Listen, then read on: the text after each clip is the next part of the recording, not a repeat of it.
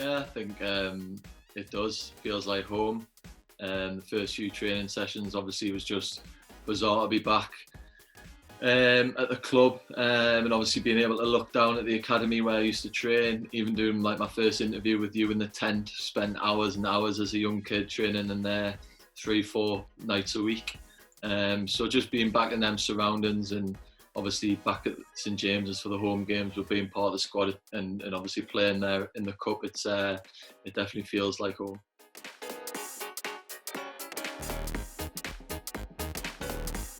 Yeah, I think it definitely motivates you. There's a few Geordie lads in the squad, and we're just the lucky ones that have managed to play for the club. And if we weren't playing for the club, we'd probably be in the crowd. I think from speaking to the lads, I reckon I'd probably be the biggest fan. To be fair, I would say that. Probably me and Dummett probably going away games. But having said that, I spoke to Andy the other day, and he had a season ticket, and obviously the long staffs support the club as well. So it's a tough one, but I'll go with me. And that sort of from about 12 to 16, obviously playing for Newcastle, and that's when you start to go to the away games and stuff like that. So we obviously had a season ticket for the home games, and then went to Wigan on Boxing Day, like up at 8 in the morning. I think me and my mate went to West Ham away at 14. We got up, travelled with back page travel, up at like 7 o'clock in the morning, bus all the way down to West Ham, in the pubs and that before the game at like 14-year-old. Like, I don't know really what we were doing, to be honest. And then back on the same day. So yeah, I loved the away games and like being part of the crowd and stuff like that. And we beat Tottenham away 4-1 under Keegan the second time round. I was there for that. Sunderland away when Shearer scored his last goal. So all these away games are like your memories, like, of growing up with the club. I think you do get to 17, 18 and you sort of, start focusing on your own career, and it does change. There's no doubt about that, but obviously Newcastle's a special club, and I think most of the lads I've played with, the Geordie lads are the ones that sort of keep the connection with the club probably more than any other.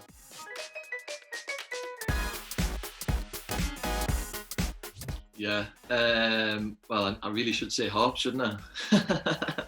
No, but obviously Shea Given and Steve Harper, they were the two. Obviously we had two great goalkeepers growing up, and I used to, me and my dad would go behind the goal warming up for the warm-ups. We'd get in at like 2 o'clock, sit behind the goal, watch them warm up, watch the shooting and stuff like that, and it was just, obviously Simon was warming them up at the time. And then probably other than that, in world football, you're probably looking at like Casillas, Buffon, them sort of names are the ones where you would look at and think they were obviously world class. But probably Given and Harp are the ones I'd obviously looked at, and having Harps around the place obviously great for me now, as well as obviously Simon as well. So it's they were the ones.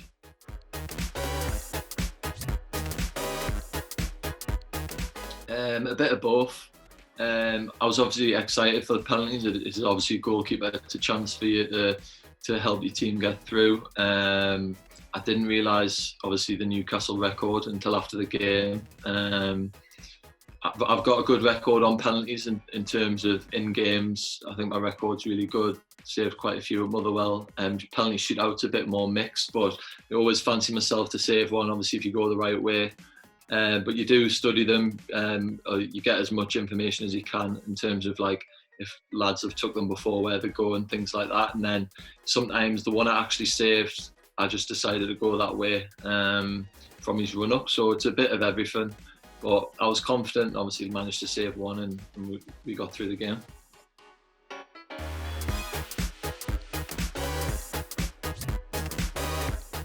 My mate, that, so he'd be happy that you've picked his question. My best performance, I think for the occasion, probably Liverpool at Anfield. Does he mean football? Sorry. I'll do football first. Probably Liverpool with Carlisle. I think I had like 16 shots on target. I mean, no like worldies or anything, but I just played well. But sorry, if you're talking about singing, to be fair, the Ronan song got so much coverage, I would have to go with that one. There has been a few more behind closed doors, but they're only for a select few, to be fair. So no, the singing obviously went down well, and I think it's something you just got to have a go at. A bit of karaoke, something different in it, on a night out or whatever, and it doesn't take much for me to get up and have a go. I think we've done a few duets over the years, so he was probably hoping I would say one of those.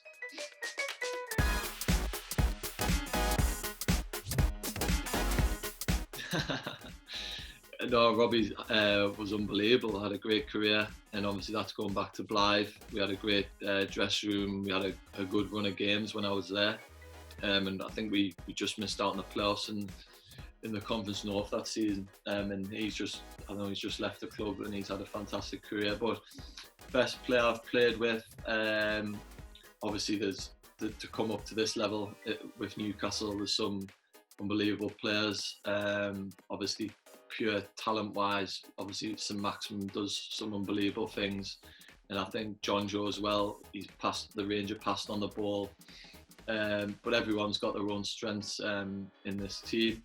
And I think if you'd asked me before that, I think in terms of when I was younger, I always remember playing with Ian Hart at Carlisle, and he obviously had a really good career, and his left foot was very good, and he was someone that you know I looked up to as a young player.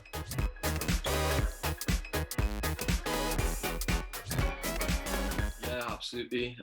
Obviously getting released from Newcastle, Carlisle picked me up, giving me a chance to develop, which I think I needed to do. Played a lot of games in the youth team, played reserve games, and obviously got into the first team, and loads of really good memories. Like I've said, we had some really big cup games there. We missed out in the playoffs in my last season, but it was just a really good club to play at.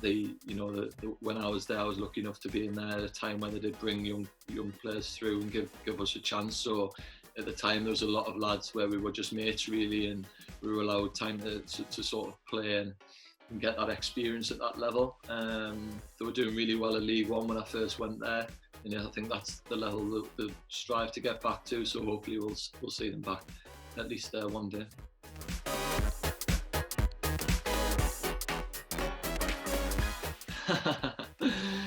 Yeah, I like me coffees, and I do end up making a few of the lads coffees. Just a nice thing to do, isn't it?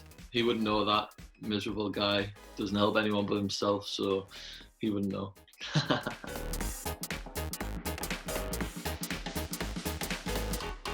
Go for a coffee. No, yeah, just to be fair, me and Greg McDermott, obviously kit man at the club, we've got a cracking football manager season going at the minute, so put the feet up, play football manager with him, and then obviously spend time apart from that, which is a real important thing.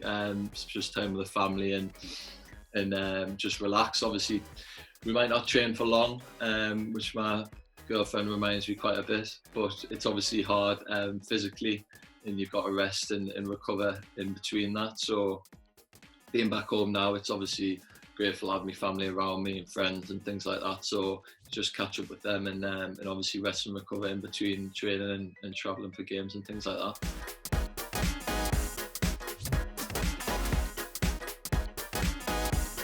Well, it's clearly not me coming in with this on, but it's got to be. I mean, Maxi wears some lively gear. Yeds has got some gear, but I don't know how much it costs, to be fair. So it's probably out of them two, I would say. Who else? Fab Shaw always looks $1 million, but maybe it's not the gear, is it, with him? He could wear anything. Big Andy probably as well. Probably not short of a few quid, is he? So maybe it's Big Andy. Nice one, thanks a lot.